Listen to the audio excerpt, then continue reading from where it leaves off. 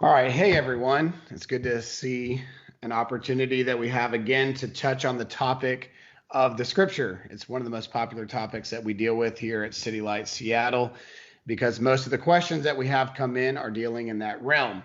Today, I have a guest with me, Timothy Mitchell, who specialized in a section of a book called Myths and Mistakes of New Testament Textual Criticism, which you have probably heard me reference numerous times in some of the articles I've written on, as well as referencing one of its editors, Elijah Hickson, who's become a good friend.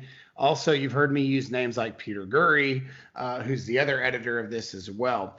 And who we have with us today is my guest, Timothy Mitchell, who wrote chapter 2 in the book Myths and Mistakes. And we're going to talk today about the original autographs, a very important discussion I think we all need to have because we need to go back to the origins. We need to go back to the roots. And we need to, as I've said numerous times, and you've heard me say on our different podcasts as well as in our videos, that we need to look at the Bible not from necessarily the last 400 years, but the first 400 years, and then move towards our English translation. And so Timothy is going to help me do that. Timothy, tell us a little bit about yourself and your background, and then we'll jump into some questions. All right. Good morning. Thanks, Stephen. So my background, I'm actually in the technical field. I'm a helicopter mechanic. And I got into textual criticism and the early history of the scriptures, really through reading Bart Ehrman's Misquoting Jesus.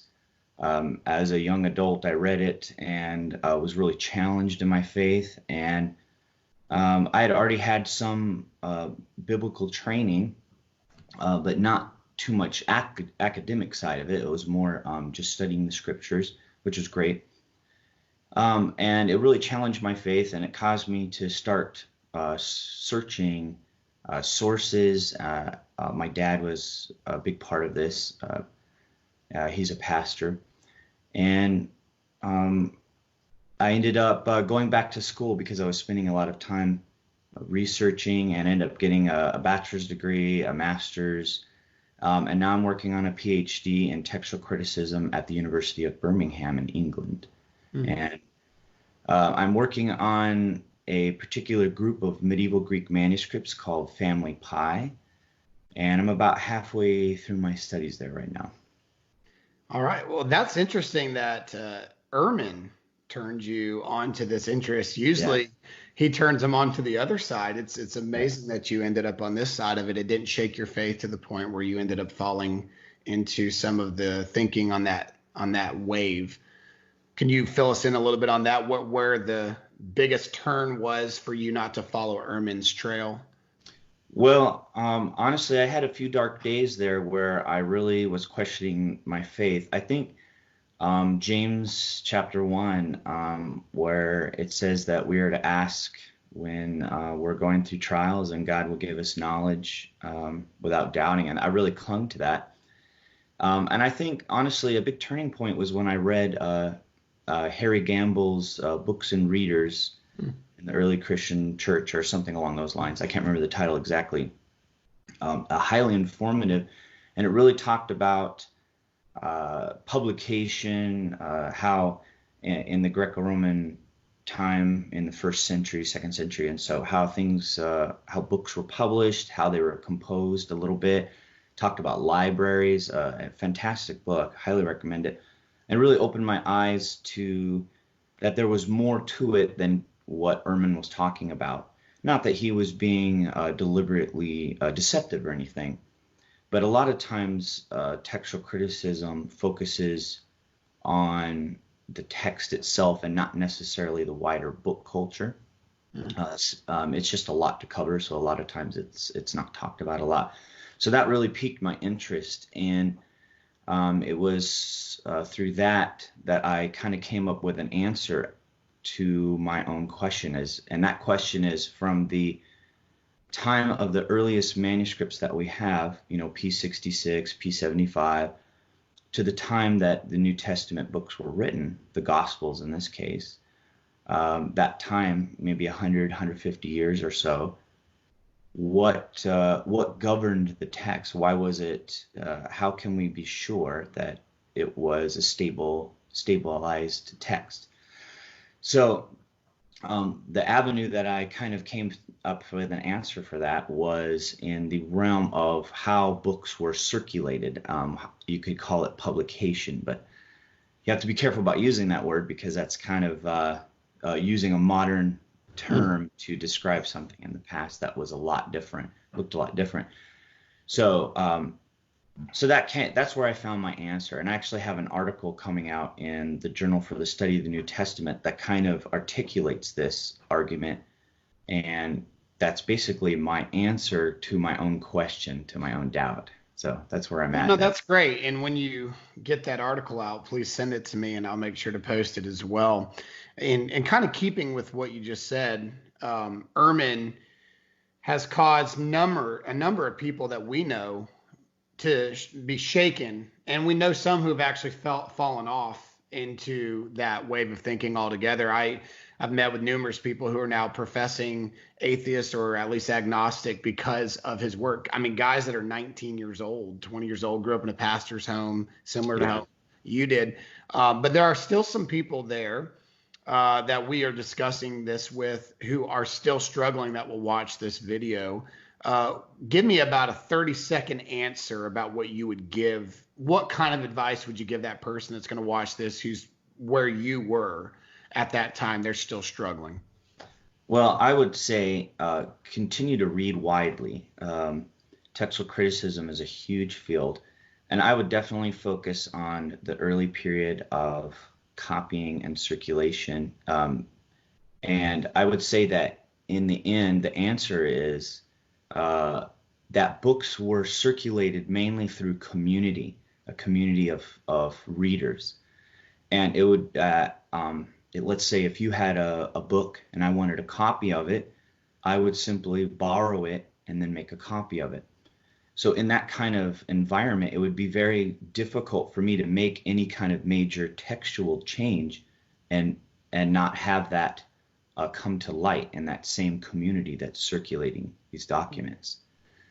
So that's good. And we're going to get into some of that too, because you've written on that extensively. And it was very helpful for me as I was reading through chapter 2. In fact, you should know out of all the chapters so far, I've written the most words off of chapter 2. I think I had 1,500 words off of chapter 2 by itself. So I'm definitely going to exceed my requirement of 10,000 words. I think I'm already pretty close to that, and I'm only in chapter 6, 7, getting close to 8. So yours had the biggest amount of words, so I obviously learned a lot from that section. But in keeping with Ehrman, he talks about the originals quite a bit, and he had no problem talking about him in his book, Misquoting Jesus. In fact, I believe you referenced him in the very first paragraph of your chapter. In fact, I heard him just recently. He debated Dan Wallace a while back, but they just released it on YouTube. And Dr. Dan Wallace and him got into this discussion about should we even use terminology like original autographs. So what do you think about that in light of Ehrman's claim of, well, we have copies of copies of copies of copies. That's his famous line, copies of copies of copies of copies of copies of copies. And so we can't possibly get back to the original, so there's no point talking about the original. What is your thoughts based on using him as a springboard in your first paragraph and his view of the original? How should we view the original autographs? Well, there's some terminology confusion in that, autograph is a multivalent term. This is something that Peter Williams from Tyndall House has talked about a lot, and he's written in some other of his books. And that is, an autograph can mean something physical. It can mean something just talking about its text. It can, in modern terminology, it can mean just your signature. So we have to be careful in how we define what autograph or original means. And when you get to the point of composition, at that point of a document or a book or a writing, the text can be very fluid. So you're composing something, you're drawing in sources, and you're writing, making changes and editing. So that's all autograph, but it's very fluid. Once you hit send on your email and it goes out, that kind of fixes it. And that's a very modern way to look at it. But it's kind of the similar way in antiquity. Once you write something and it gets sent out, whether accidentally somebody steals it and starts circulating it, or whether you intentionally send it out for people to copy and circulate, it kind of gives a fixity to the text because you're powerless really to make any kind of significant changes. So I think when we're talking about autograph or original, we need to make sure that we're talking about that point at which a text is released and it begins to circulate. So that's And how I think you mentioned that in the book about once it leaves the control, kind of the idea that control of the original writer to the public, that's when it's now official in that terminology. Is that correct? Yes, and I mean those are simplistic terms that we have to use that I've used because there can be some post-release changes, but especially with a work that circulates widely and rapidly, which I think there's good evidence that the scriptures, especially the Gospels, had a wide circulation early on. That it becomes extremely difficult to make any kind of major changes, and that would cause a type of stability in some sense. But that we have to be careful about as we're describing what original or autograph means, that we need to be sure that we're talking about that moment when the writing is first released. Do you think that happened in the New Testament at all, where maybe I know there's stipulations about even the early portions of the Gospel of John, where perhaps John went back and added the prologue there and the epilogue as well. I know I think I've even heard Dr. Dan Wallace, don't quote me on this, even agree that that's possible that happened. Do you think that happened often, or just maybe periodically at times for the New Testament? It's certainly possible, and I wouldn't necessarily be against that at all. And just to be clear, so as far as definitions go, when I say textual changes, I'm definitely focusing on macro level changes, and that would be, to use Michael Holmes's terminology. In a couple of his writings, he came up with a nice statement that said that something along the lines of that the New Testament text shows evidence of macro level stability and micro level fluidity. So at the word and maybe a sentence level, you do have an incredible amount of movement in our manuscripts. But on the macro level, so paragraph structure, where parables are in the Gospels, for example, and the basic letter structure of the Pauline letters, they show a macro level stability. So I'm talking about macro level changes. Now, it's certainly possible that you could have some big additions on, say, the end of John, or something like that, or for example, the doxology of Romans could be at this point too, maybe something that's added later. The problem is when you start talking about big changes like that, I would think that would be more difficult once a writing has been released, and you'd almost have to re-release a writing. And we do see evidence of that. For example, Tertullian, a Christian writer in the 2nd century, I believe it's his work against Marcion. In his prologue, he talks about how this is actually the third version of his writing. But the other versions parts of it were stolen, and some of it were released before he was really ready to write about it. And so he basically ends up making a whole new edition, and he tells everybody in his beginning of his writing that, hey, there's other versions of this going around. This is the one that I approve, basically. Wow. And then Quintilian from the 1st century, in his Institutes of Oratory, he says something similar, that there's versions of this that you might come across that were released prematurely. This is the one that I'm talking about. So you don't really have those kinds of statements in the Gospels or the writings, and so I don't know. I would be that's where I would be hesitant. Okay, sure. Yeah, and that makes sense. You hear these rumors of possibilities, and they make you at least stop and think for a minute, like, okay, am I okay with it even if there were small sections like the prologue and epilogue, or at the end of Romans or something like that? Like, am I okay if they went back and did that? Because we have to remember, and I have to remind myself of this too. I think we can overemphasize that the Bible's a divine and a human book, and it's easy to major on one and forget the other. And so there are elements where humans did write it who were still, though under inspiration under these original autographs, they were still led by their humanities too, and had human tendencies. And so you see that even in the scriptures. I mean, man, if you've worked through the Gospel of Luke versus the Gospel of John, the syntax is completely different. You can see their own unique style and almost their background. Paul versus a letter like First Peter. I mean, the Pauline epistles, very different. So they are humans, and we see those features as well. But in keeping with that, we talk about this circulation of these originals. You made a statement on page 27. You quoted Gilbert Blomberg from Denver Seminary, and then Craig Evans about how they made statements and claims. I've got one of them here from Blomberg. 2nd and 3rd century New Testament manuscripts may well be copies of the very autographs, or at least copies of those copies. So they kind of made this argument that the originals circulated for possibly up to a century. Kind of build off of what they're saying, how much you agree with that, and what does that mean for us, like if that's a reality? Well, obviously I push back against that a little bit in the book. I just want to say that I'm not necessarily against the idea that, is it possible that the original autographs could have lasted that long? Well, it's certainly possible. I mean, we have, I was just talking about P66 and P75. I mean, they're hundreds and hundreds of years old, so it's certainly possible.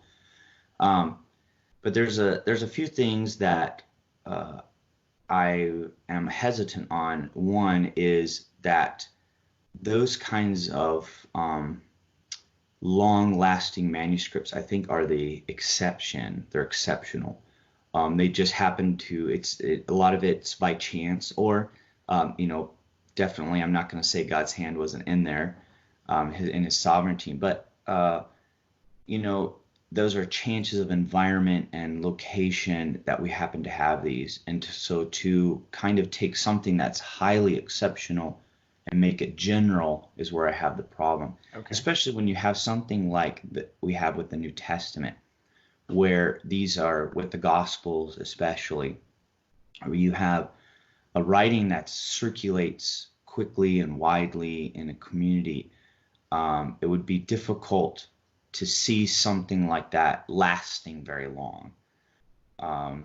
And the other thing to think of is simply because we have a copy of let's say we have the copy that came from the hand of John, and we copy from that, we make another transcription of it. That doesn't guarantee that the text that's transcribed is accurate.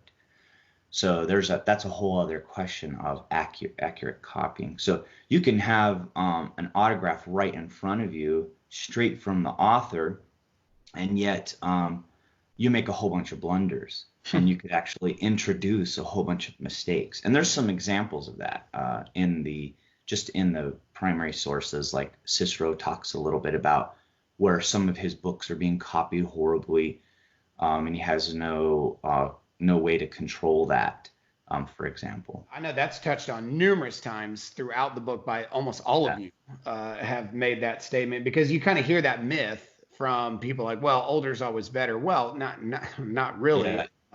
Doesn't always guarantee quality. But what do you think about, I've even heard Ehrman speak highly of P75, and that it's probably one of the best manuscripts that the New Testament has of itself. And then he even links it slightly over to Vaticanus in the 4th century and says it's probably one of the purest manuscripts that we have. For Bart Ehrman to say that, and I think he actually put that, it's funny, he didn't put that in the book of Misquoting Jesus. It was in one of his citations in the book. But he did allude to P75 and Vaticanus, because though they're separated by about 150 years or 125, 150 years from each other, and they're not directly related, they're very close. So that was obviously a very clean stream wherever it branched. Where do we as Christians, we look back at the evidence, can we sit there and say, well, we don't have any first century manuscripts, so we don't have the originals. It's potential that a first century manuscript could come out of the blue. In fact, there was a false alarm on that you guys mentioned in the book. In a debate with Bart Ehrman, Dr. Dan Wallace, his sources misled him on that, and he kind of prematurely put it out there that we had this first century of Mark. And even Dr. Ehrman said that he would reconsider a lot of his views if a first century manuscript showed up. So, but we don't have that realistically. What we have is fragmented second century, fragmented third century, and the fullest completions didn't come till the fourth century. How with all of the distribution can we say we have a New Testament that we can rely on when there's so many missing gaps with those fragments? Well, I'd say that for a couple things that you can talk about. One is that you could take the approach of Michael Holmes. He takes this approach in a couple of his writings. And if you look at the time period of our earliest manuscripts and how they were copied, the difference, for example, you mentioned P75 and Vaticanus, we see a nice stream of copying there. And if it's good there, we can kind of say that, okay, let's rewind it another 100 or 200 years or so. And we can say that not a lot of things have changed. That could be what you would say. And so because it was good there, it's probably good earlier. The other avenue would be what I mentioned earlier with how things were circulated and copied. So there are a few examples where the texts, where we have that trickle down from our witnesses that the text of the New Testament was altered in some way. And those things have become infamous in the history of our text. Marcion's one. Now, granted, that's hotly debated about whether he actually altered the text of Luke or received an altered text. But the fact is that any kind of tampering with the text received a big notice in the Christian community. And there's another one with the Theodosians that's talked about by Eusebius. Yes. Where somebody kind of tampers with the text and that becomes known. And so I think that if you have major changes to a manuscript tradition early on, you're going to see multiple streams with really big changes. And that's something that Michael Holmes points out in one of his writings, is that the Gospels and Acts would be the only one that would have a little bit of that evidence, is that you don't really see that kind of textual evidence where you have huge parables, being switched around, where they look completely different. There's some similarities, but we can't even tell if it's really Matthew.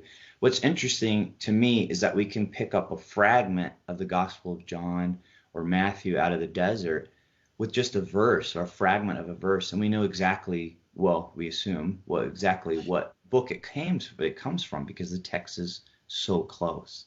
So that's how I would answer that. Yeah, even like P52, which is the earliest, one of the earliest witnesses. It's just a small section, but we know which part of John. And I mean, you could make the argument that that's from some earlier writing that looks like John, but that would be an argument from silence. But I think that's a testament to how close that there's really not a lot of big, huge textual changes that have happened. And I think that's important what you mentioned, Timothy, is that there was high alert to that.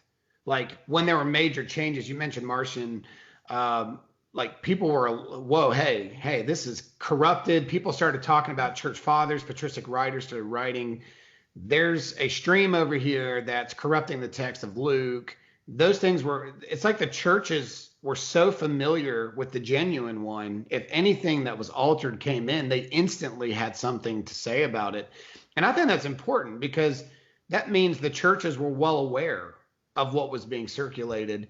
And I don't think we give enough credit to the early church because they didn't have technology and stuff, but how in tune they were with what the messages of Paul look like, what the messages of Luke look like, and John and so forth. Let's do some defining of subjects. On page 28, you talk about the term book. It's sad we have to define these things because we kind of use them loosely today Yeah. in our modern world. You use the word book and codex. Go ahead and define those for us in relation to a roll or a scroll and things like that. Why is that significant? Why do we need to know that when we're talking about original autographs and its materials? Yeah, that's a great question. So, when we talk about books, there was two big ways that literature was circulated in the first century and beyond, and that was what is popularly called the scroll. So that's where writing was on one side, and then the book was rolled up with the writing on the inside. And then the other way was where you would take a roll, a blank roll, and cut sheets off of it, and you'd stack them up, and then you'd fold them, and you'd stitch them along the spine, and you could even have multiple quires of this. And the writing would be on both sides. Now, there is some indication that high literature was written only on rolls, and more workaday texts, scientific things. Galen kind of talks about this a little bit in one of his writings, where he has like a book of recipes, and he uses terminology that describes it as a codex. So something that you would, in essence, reference a lot. So there's these two major book forms, and we have hints at the differences as early as the first century. Is it very likely that the original autographs would have been on the scroll more so than the codex? I know there's indicators in Revelation, right on the scroll type ordeal to John and so forth. Well, that's a difficult one because all of our earliest the copies that we have of our Christian writings are on codex format. Granted, those are a number of years removed from the time of writing. I would say it also depends on what we're talking about. I think it's more likely that, for example, one of Paul's letters was written just on a sheet or two, if it can be fit. Like, for example, Philemon is just going to be like a small sheet and then just folded up and then maybe even sealed. I don't know how he would particularly seal that. And that's probably the form that was circulated. Now, when you're talking about something like one of the Gospels, it's definitely possible that was in a roll, but it's equally possible it could have been a codex from the beginning. There's an author, a scholar named Loveday Alexander, talks about how the preface to Luke most closely matches scientific writings, things like what Galen would write, for example, a medical treatise. And so rather than necessarily history or high literature. So from the beginning, if these writings weren't necessarily meant to be high literature, but were working texts, like reference texts, then I don't know if culturally they would necessarily necessitate that they be on a roll. But honestly, we really don't know when it comes down to it. Well, it's interesting how they would have used that. And I think Dr. Wallace mentions the fact that Christians almost popularized the Codex in the fact that because it was easier to carry collections in a Codex. Obviously, if you have a scroll, it's going to be individualized. You can put a codex together, and most of the manuscripts are that way. Like when you look at the epistles, a lot of the Pauline epistles are together, or like I was mentioning, Peter, 1st, 2nd Peter, and Jude are typically found in a similar codex. They kind of stack them together. When you have a scroll, you can't really do that as much because you're carrying individual ones. So would you say that was pretty popular in the Christian culture, and they possibly even popularized it more so than the letter? Because you study outside of Christian culture writings too. So how quickly did they use it there too? Well, there is right some of the classical authors and stuff, the secular classical authors that can be found in codices. So now we have to be careful about saying that the codex was used simply to contain texts, because a lot of our earliest copies of the New Testament writings, the Gospels, for example, only contain one writing. Mm-hmm. So I'm not completely convinced that the Codex came about simply to contain more writings. I think there's probably more to be said with the type of text a Codex would contain. You know, like a workaday text, a reference text, or something like that, and not high literature. That's good. That's That's good to know that too, because there's so much being said there too. It's like, well, how do we view this in light of work? That doesn't matter to us in our century. Yeah. You just type it on a computer and hit send and put it in the cloud. It was a much more detailed process, and sometimes, I mean, some of these things, like, you didn't have access to the materials. Some of these materials are very expensive. I mean, you'd have to go kill Bessie in the backyard to get some of the parchment, back then when you parchment. I mean, it wasn't just free accept, and that's why we see these palimpsests so much, where they were scraping over the original wording and writing on top.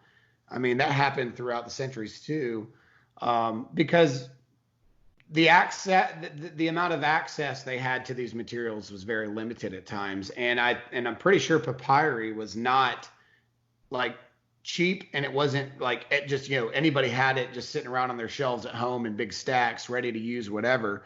So I understand that it's important to consider the materials they had and what they used, and I seriously doubt that from Matthew to Revelation they all use the same kind of format. I'm sure they change it up because some of them were in different parts of the world. Paul was traveling in one way, others were in Jerusalem, and I mean, it's possible that they could have written stuff on a wax tablet, on a wooden tablet. In fact, a tablet is mentioned in Luke when the priest writes the name of John. He grabs a tablet when he can't speak. So I think that's interesting. The other thing to remember, just as far as how books were linked, so writings can be conceptually linked without being physically linked. And that's one of the things that's interesting about the gospel titles, or the titles to the Pauline epistles, to the Thessalonians, to the Romans, to whichever particular community, is that those in essence, or the gospel according to John or according to Matthew, those are linking these writings together conceptually without having to physically link them in a binding, if that makes sense. Okay, yeah, it does. And so let's move into a new section that's more on page 31. You talked about the commercial use and private use of these documents, that there were different reasons for it, and you used Pliny the Younger, who is alive from 61 to 115 AD. You mentioned that he talks about these private and commercial circulating in that first century Greek and Roman era. Kind of tell us a little bit what we can learn from Pliny on this. Well, he talks in one of his letters, I think it's the one you're referencing, where he writes to one of his friends who is also an author, and he's like, I would love to see your writing being copied, read, and sold. So he describes the big avenues of how writing was circulated. I would recommend one work by Brian J. Wright called Communal Reading in the Time of Jesus. Fantastic book. And he focuses mainly on the public reading side. But there's the public reading, or communal reading would be a better way to describe it, is a way that a writing could be published in the sense of being disseminated. As far as commercial, we don't have a lot of knowledge of how books were produced in the sense commercially. There's a few references to bookshops. We have some booksellers that are named by name in the writings of, for example, Martial and Quintilian. They might have both their contemporaneous authors might have used the same bookseller in Rome. Galen talks about an area in Rome where there's booksellers. So, in fact, in one letter, Pliny is writing to somebody that's in Gaul, I believe, modern day France. And he talks about how this friend of him sent word that some of his works were being sold in a bookshop out there. So that's pretty interesting. So even through public, through commercial means, a book can be disseminated. But it seems that from our sources that the more private, through social networks, is how writings tended to be circulated. And I would say especially with the way that the Christian communities were, with mainly professional middle class, with occasional upper class and a lot of lower class people, that's probably more like how the writings of the New Testament were circulated, is through the social contacts, people requesting copies. In fact, in Colossians 4:16, we have a reference that Paul actually is telling the Colossian church, hey, after you read this, I want you to make sure these other churches, Laodicea, reads a copy too. So he's already talking about how his writings are going to be circulated there. Yeah, and I always found that passage interesting. I can't remember if you brought that up in the book. It might have been you in the book, or somebody else brought up that passage of scripture. It might have been in your chapter. And I was like, that's a great point. He told them when they were finished to go over to Laodicea, read it. And it's like, that just shows how quick they were to get these copies out. So when we talk about the original autograph that would have been written, let's talk about the editing and releasing stage, because you also use Pliny in some of this as well on page 35. What would when we say autograph, you even suggested the possibility of autographs, plural, in the process of the editing. You talked about secretaries, you talked about edits in that small community before the release. Tell us what it would have looked like in a first century context based on some of these other guys like Pliny and others who talk about their excruciating process of getting a finalized work into the assembly of people. Oh, that's a great question. So especially with the writings of Paul, there's really great indications. I recommend E. Randolph Richards' Paul in First Century Letter Writing. He talks about this a lot. Excellent source. There's really good indication to say that when Paul references Timothy, or Silvanus, I think is one of them, that in the beginning, the opening section of his letter, he's signaling a co-author or a co-contributor in some way. Mm-hmm. So there's a really good possibility that some of these writings were a product of discussion or co-authoring in some sense. They are Pauline, but some of the material comes from these other contributors. The other thing to think about is scribes who contributed. You mentioned that in Romans 16:22, I think it is. It says, I, Tertius, who wrote this epistle, greet you. So there is definitely we should consider that the scribe had some contributing part. We see that with Cicero and his slave Tiro was a big contributor to the language of Cicero's writings, yet we still consider it Cicero's writings, even though he had some contributing fact. I can imagine that some of these writings, especially, for example, Paul's writings, maybe came out of some intense discussion with his cohorts that were with him. Maybe they talked about it and agonized over how are we going to deal with this problem at this church? Okay, we need to write this stuff down. Something along that line. That's how I imagine it. And he might have used them for a point of reference, because he would say, the household of so-and-so told me, and exactly. I hear these reports of you. And even in Colossae, he even admitted he'd never seen them in the face, like face to face. A few of them, maybe Philemon, he mentions in that personal letter, because those two would have probably been sent at the same time. One was for the church, one was for the individual. So would you even say that it's a possibility that the reason he mentions those names, he was using their oral report for his written answer? Then he mentions that churches wrote to him too. Like he mentions the Corinthians were asking questions about things. He mentioned the Thessalonians were asking about those that died before them. And so this is kind of an interesting discussion. I think it needs to be had. Yeah, definitely. And there's roles of letter carriers.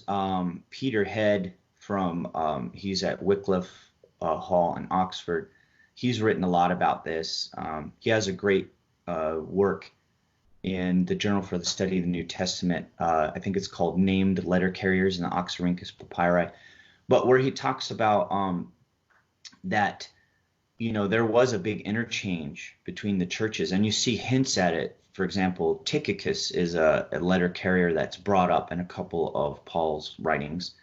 For example, in Colossians, you see Tychicus and Onesimus are specifically called out. I believe it's in chapter 4 at the beginning of the chapter, as he's giving, as bringing a message, an oral message of how Paul's doing in prison, along with the actual physical letter. And he wants to hear from them about what's going on at the church there too. So there's this interchange, and you see it also in Philippians with some of his people that he brings up there, where he's having this interchange and he's writing them, and he's hearing about stuff that's going on there. So exactly what you were saying. Yeah, and I think that's interesting because, again, that brings back the humanity behind these books. It's not just like some guy sitting in a room by himself under a trance of the Holy Spirit, and he's just like mystically writing this stuff down. Like, there's real human interaction that created these words. There were real issues happening in the church. The Corinthian church was out of control.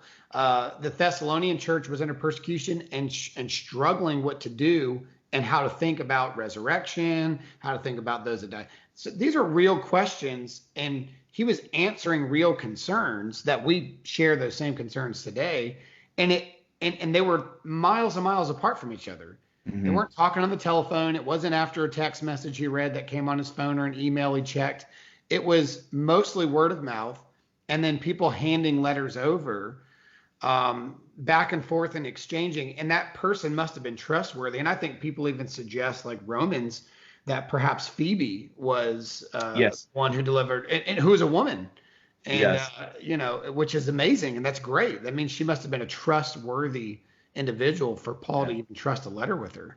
Yeah, exactly. And now if we want to tie that back to the textual transmission, now when you have a community like that of a lot of hands in the pot, it would be very difficult for somebody like Tychicus to take the letter of Colossians and change it, because Onesimus is right there beside him. Those who read and heard the letter in Colossae, if they're in contact with Paul, and they could easily tell Paul and his cohort there, like, hey, is this what you wrote? And in fact, there's a reference in Thessalonians where Paul says, do not be easily duped by a letter as if from us, as if you have a letter from us. So even Paul seems to be alluding to that some people, for example, the Thessalonian church, could be getting false information as if it's from him, and he's able to call that out and correct it. And we have a couple other indications of that, and I think it's 2 Peter, where 3, where the Peter mentions that some twist the words of Paul. So those are examples where doctrinal twisting and changes are called out. I would say that same model could be had with textual alterations too. So that's good. That is so good. And I think that's important for us to consider as well, because we need to look at it from the reliability standpoint. Like, there's accountability with these letters. It just wasn't a flippant letter written on a whim, handed the closest guy that was in the vicinity, hey, go ride on horseback, take this. I mean, like, there was intentionality behind this.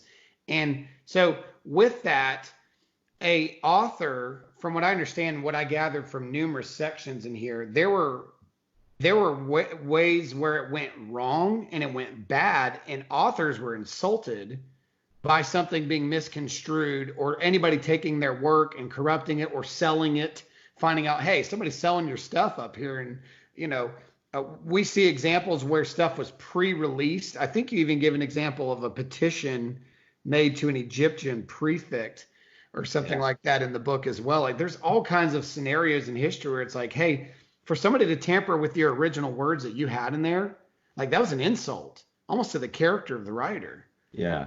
And those things were called, I mean, Galen is a perfect example where, because he writes about it so much in his writing that he has on my own books, and where he gave a lot of speeches, public speeches and demonstrations, and his students wanted copies of these demonstrations for their own use, and that's what he wanted. He only wanted this particular student to have this copy. Well, because it was such a great writing, it was loaned out, people copied it, or he's giving a demonstration and somebody in the audience would copy it down, and these things circulated. Well, in his case, a lot of this stuff, because his name wasn't affixed and it was circulated so haphazardly, things were changed and altered, stuff was plagiarized. But this was noticed in his community of people who followed him, whether it's his students or just followers. And it was noticed, and he was alerted to that, and he had an opportunity to correct that.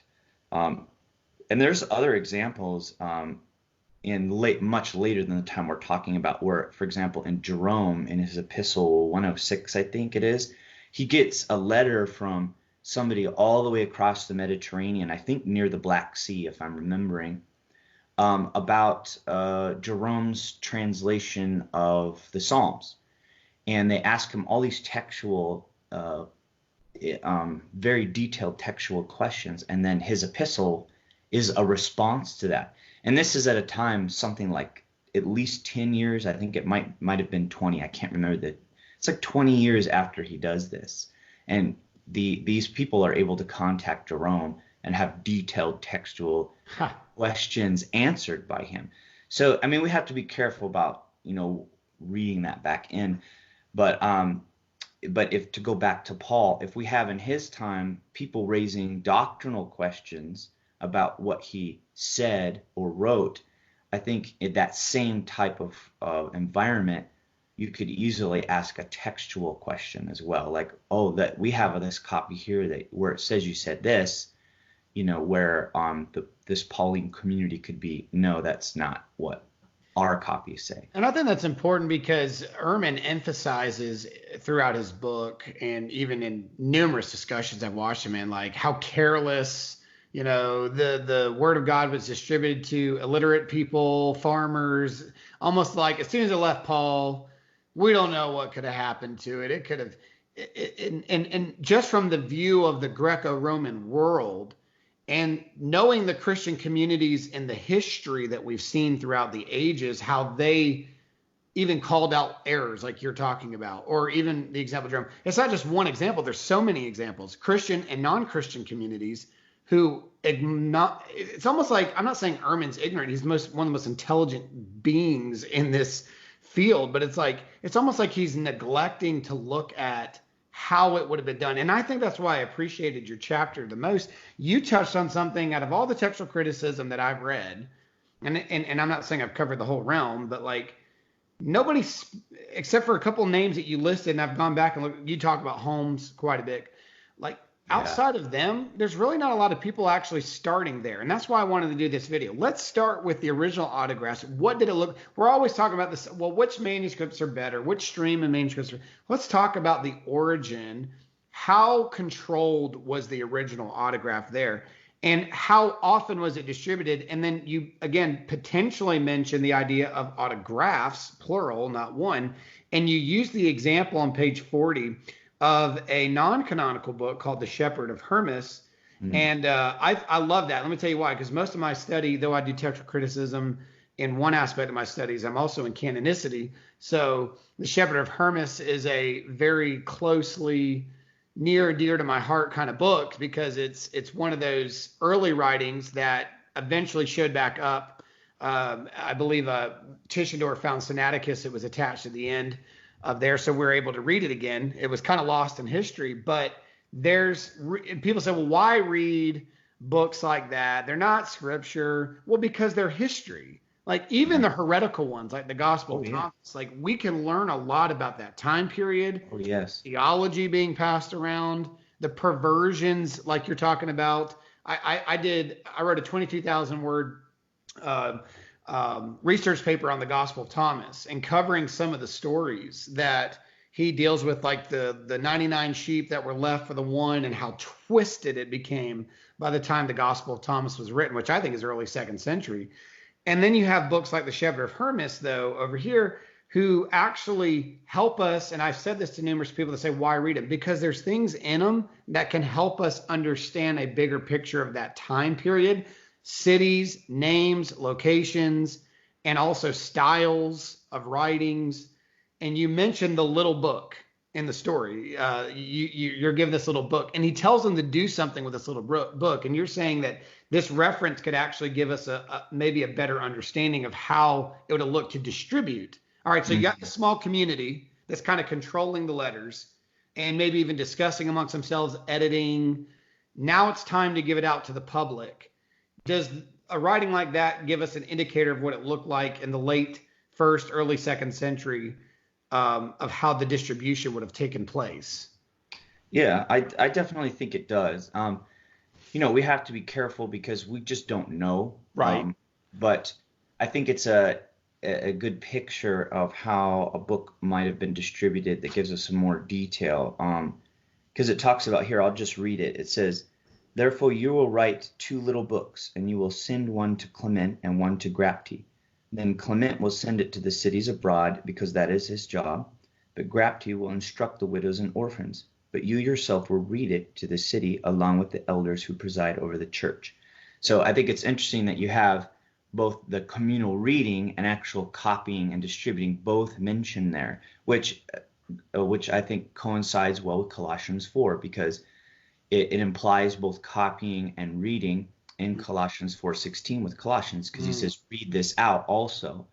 Well, he's also implying copy this letter out and have it read. So both physical copying and public reading. So this would be a way where, even Christians who couldn't read would have access to these texts.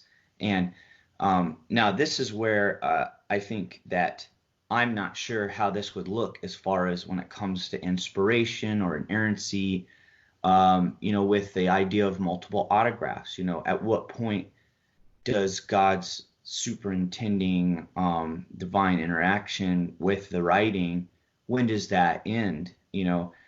I would say that when they get to the point of making these copies like that and disseminating them, as is mentioned in the Shepherd of Hermas, that we're now in the realm of copying rather than in the realm of composition. But that's just my own thoughts.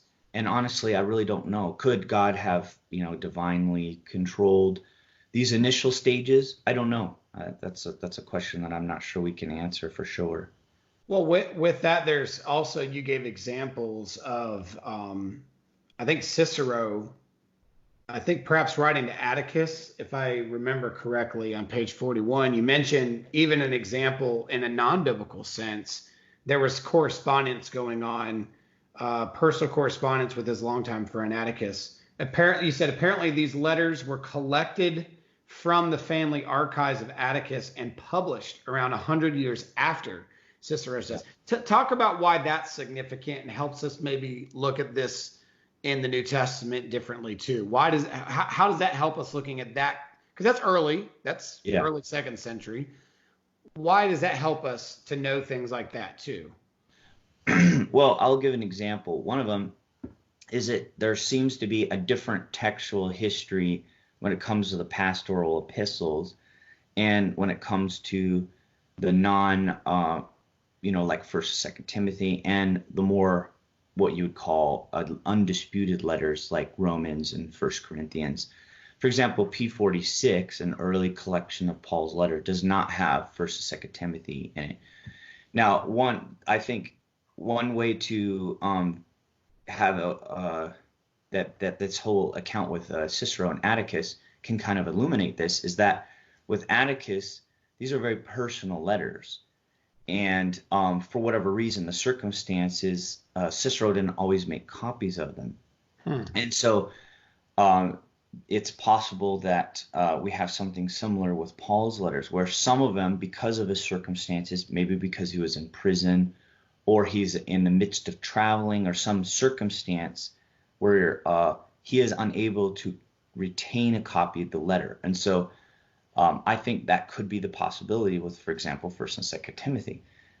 Perhaps the way that those were disseminated looked a little different than, for example, something like Romans, this big long epistle that obviously he took a great care in composing, very likely retained a copy of that, and the copies that circulated later in a collection maybe came from Paul's own personal collection that either he had or Luke had, whereas something like 1st and 2nd Timothy, maybe it didn't, because he didn't retain copies. Mm-hmm. So that's why I think something like that with Cicero and Atticus, we need to keep in mind.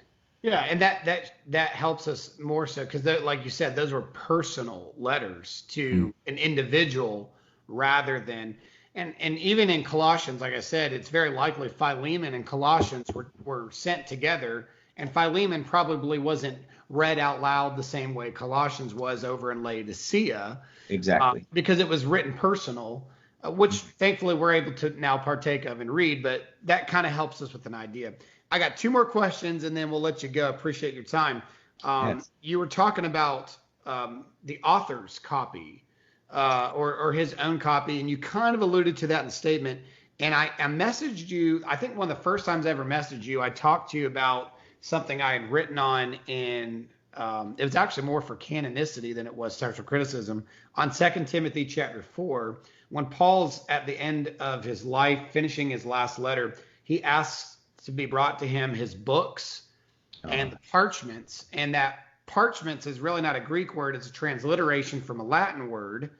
And what we know of it from outside of biblical sources, historical sources, that it was a little small book that traveling speakers would carry with, whether it's government announcements or a guy's just speaking notes, that he would go around from town to town and he would go out. And Paul wanted that. Is it possible on numerous levels, but with that, is it possible that that parchment that he really, really wanted was his collection of his own writings and perhaps letters he'd received from the churches? Because remember, I mean, at that point, he's kind of feeling abandoned. He mentioned all the people that left him. And the closest thing to him was his heart connected to the ministries that he had been around. He said he carried the weight of all the churches. Yeah. And is it possible that Paul, whether it's that parchment or not, just in general, is it possible that he carried with him his own personal letters and that perhaps he had the original autograph and what was sent was what his secretaries had copied and edited and he controlled over and he kept his own, or at least a copy of his own? Well, yeah, it's certainly possible that he's referencing his letter collection. I mean, that's the view of a few scholars, particularly Harry Gamble proposes in that book that I mentioned earlier, Books and Readers, that even could be the reason that the Codex was popularized, because it was in a collection of Paul's letters. Honestly, just to come back to it, we really don't know what it is. There's a few things that can be pointed out, and you already mentioned that, is he does designate between books and then membranus, and then you mentioned the membranus is what we would call the loan word from Latin, and it's mentioned by both Martial and Quintilian. Especially with Quintilian, it's definitely a reference to a parchment codex, and the fact that he differentiates the two. So, I mean, the books, biblos, is most likely referring to the rolls, and it's probably books proper. You know, maybe it's some Old Testament writings. We don't know.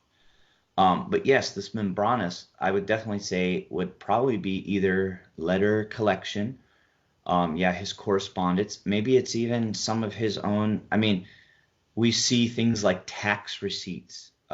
Maybe he has his own personal property. Maybe he has it's stuff that shows that he is a Roman citizen. I mean, it could be just about anything. It could be, Galen, when he's mentioning his book, that's a codex, that it's a list of recipes. It could be something like that, just a list of items. So it could be really anything. Well, I find that extremely interesting. In fact, I got stuck on that section in the book there where you were talking about how that would have looked distribution wise, and then also the author's copy. I was like, well, man, that I mean, because that made me think about manuscripts very differently.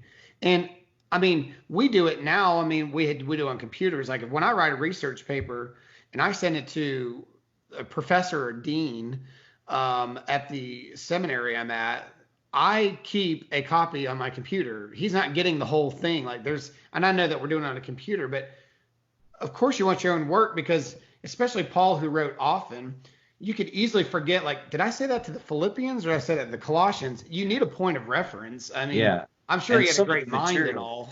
and you can see some shared material too. So especially with like Colossians and Philippians. Yes. So there, Yes. there's definitely some shared material. So yeah, I mean, it could be his notes. I mean, it could be Christological, a list of Christological passages from the Old Testament. I mean, we really don't know. Yeah, yeah, and and to me, I find that extremely intriguing. And here's the last question, and we'll let you get going here. This kind of goes back to the first question of Ermin. So, can we retain the original wording without having the original autographs? This is the big question. This is where the two people go, because a lot of times, even textual critics on the other end will agree with textual critics on this end. You listen to Dan Wallace and Ermin, they agree about 90% of the time, and then you get to this question, and they go like this. Can we retain with what we just talked about? They're gone, their original autographs are gone, but we see that they were controlled well, that people picked up on major differences in church history. We see how the distribution took place. Having given all the material just went over, can we retain the original wording without the original autographs today? So that when somebody looks at a Greek text today, or they're reading their Bible, or just a common person in church reading their scripture that the pastor is preaching out of, that they're following along, that they can hold in their hands and say, this is the word of God. And this is what Paul would have written. Yeah, I would definitely say, in the sense of text, I would say we have the autographs. So if we're talking about autographs as a physical entity alone, then obviously we don't have the physical autographs. But I think with a pretty high degree of confidence that we have the text of the autograph. And I think just what we've been talking about, that you can look at the way that items were published in antiquity or circulated, how there's indications of how doctrinal or textual, as far as doctrinal teaching differences and problems are called out in the New Testament writings themselves, and then how we have pretty early copies of the New Testament writings, even if they're fragmentary, how they still look very much the same as later texts, and broadly speaking, later copies of the same text. I think all these point to that it's very reasonable to assume, because it is an assumption, that the text that we have today is the text of the autographs, at least at the macro level. Yeah, That's the how macro, and so yeah. you'd say definitely at the macro level, Yeah. and that within the textual variances, none of them affect cardinal doctrine on the sense where we're losing a doctrine or something like that. Obviously, some of Yeah. them touch doctrine. And and it's amazing if you ever pick up a New Testament and look at those passages that have very little or almost no textual variations listed. That doesn't mean there isn't any, because that's very selective apparatus. But there's large portions of text where there is no uncertainty at all. Right. And so we have to remember that too, that there's large sections of the text that we know that there's just no changes. So, Yeah, and I've always found it interesting that Romans is one of the least amount of problematic passages in the textual data that we have. And it's like, of all the books that are doctrinal in its essence, that one ended up with like the least amount of major variances as compared to, like, some of the stuff in Mark or in John. Not that they're not important books too, but it's like, man, that's like a major doctrinal book on our understanding of man, sin, salvation. And it's probably one of the most reliable books when it comes to a manuscript tradition. I don't think that's an accident either. God's truly preserved his word, and I know that that term is abused.